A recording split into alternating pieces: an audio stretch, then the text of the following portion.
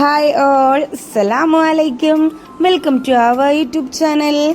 ഇന്നത്തെ റെസിപ്പി റവ കൊണ്ട് നല്ല സോഫ്റ്റ് പുട്ടാണ്. മിക്കവരും റവ പുട്ട് ഉണ്ടാക്കുമ്പോൾ നല്ല ഹാർഡായിരിക്കും അല്ലേ? എത്ര മണിക്കൂർ കഴിഞ്ഞാലും നല്ല സോഫ്റ്റായി തന്നെ ഇരിക്കും. നമ്മളിങ്ങനെ തൊടുമ്പോൾ തന്നെ പൊടിഞ്ഞു പോകുവേ. അപ്പോൾ നമുക്ക് എങ്ങനെയാണ് തയ്യാറാക്കണമെന്ന് നോക്കിയാലോ. ഞാനൊരു പാൻ വെച്ച് കൊടുത്തിട്ടുണ്ട്. അത് നന്നായി ചൂടായി വന്നപ്പോൾ അതിലോട്ട് 250 ml കപ്പിൽ 1.5 കപ്പ് റവ ഞാൻ ചേർത്ത് കൊടുക്കുവാണ്. ഇനി ഇത് നന്നായി നമുക്ക് വറുത്തെടുക്കാം. അതിലോട്ട് ആവശ്യത്തിനുള്ള ഉപ്പും കൂടി ചേർത്ത് കൊടുക്കാം. ഞാൻ എടുത്തിട്ടുള്ളത് വറുക്കാത്ത റവയാണ്.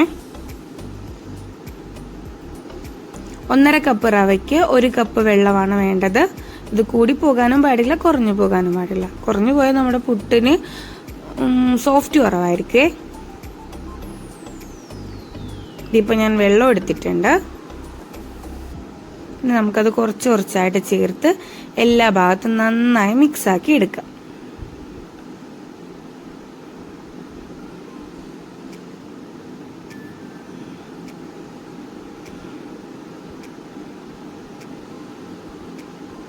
അപ്പോൾ ഇത് എല്ലാ ഭാഗത്തും നന്നായി മിക്സായി വന്നിട്ടുണ്ട്. ഇതിലോട്ട് നമുക്കിനി തേങ്ങയും ചേർത്ത് കൊടുക്കാം. കുട്ടികൾക്കാണ് കൊടുക്കണമെങ്കിൽ കശുവണ്ടിയും അതേപോലെ തന്നെ 1 ടീസ്പൂൺ നെയ്യും ചേർത്ത ഒരു പ്രത്യേക ടേസ്റ്റാണ്. ഞാനിപ്പോൾ അത് ചേർക്കുന്നില്ല.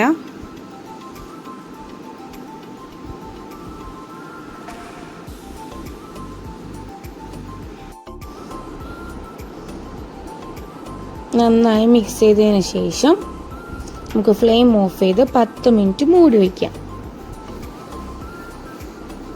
ഇപ്പോൾ റെഡി ആയിട്ടുണ്ട്. ഞാൻ ഫ്ലെയിം ഓഫ് ചെയ്തിട്ടുണ്ട്. ഇനി നമുക്ക് മൂടി വയ്ക്കാം. ഇപ്പോൾ 10 മിനിറ്റ് കഴിഞ്ഞ് തുറന്ന് നോക്കിയപ്പം നമ്മുടെ റവയൊക്കെ വീർത്ത് നല്ല വിട്ട് കിട്ടിയിട്ടുണ്ട്. ഞാനിപ്പോൾ മിക്സിയുടെ ജാറിലിട്ടൊന്ന് പൊടിച്ചെടുക്കുന്നുണ്ട്. ഒന്നും കൂടി സോഫ്റ്റ് കൂടാൻ നല്ലതാണ്. അല്ലെങ്കിൽ നിങ്ങൾക്ക് കൈ കൊണ്ട് തിരുമ്മിയെടുക്കാം. പിന്നെ കുക്കറിൽ ഞാൻ ആവി വരാൻ വെച്ചിട്ടുണ്ടായിരുന്നു. നമ്മുടെ പുട്ടുകുറ്റിയിലോട്ട് ഒത്തിരി പ്രസ് ചെയ്ത് വെക്കണ്ട കേട്ടോ, കുറച്ച് ലൂസായിട്ട് വേണം വെക്കാനായിട്ട്. ഇപ്പോൾ ഞാൻ കുക്കറിലോട്ട് വെച്ച് കൊടുത്തിട്ടുണ്ട്. ഒരു 5 മിനിറ്റ് ആകുമ്പോൾ തന്നെ കുക്കറിൽ ഓൾറെഡി ആവി വന്നിട്ടുള്ളത് കൊണ്ട് പെട്ടെന്ന് ആവി വരുവേ. 5 മിനിറ്റ് കഴിയുമ്പോൾ തന്നെ നമുക്ക് എടുക്കാം. ഇതിപ്പോൾ നമ്മുടെ പുട്ട് റെഡി ആയിട്ടുണ്ട്. നല്ല സോഫ്റ്റ് പുട്ടാണ്ട് ഇങ്ങനെ തൊടുമ്പോൾ തന്നെ പൊടിഞ്ഞു പോകുവേ. ഞാനിപ്പോൾ ഇന്ന് എടുത്തിട്ടുള്ളത് പഴം വാട്ടിയതും 2 പപ്പടവും അതേപോലെ തന്നെ കുറച്ച് തേങ്ങാപ്പാലും പഞ്ചസാരയൊക്കെയാണ് എടുത്തിട്ടുള്ളത്. എല്ലാം കൂടി കൂട്ടിക്കഴിക്കാൻ അടിപൊളിയാണ്. നിങ്ങൾ വീട്ടിൽ ട്രൈ ചെയ്ത് നോക്കണേ.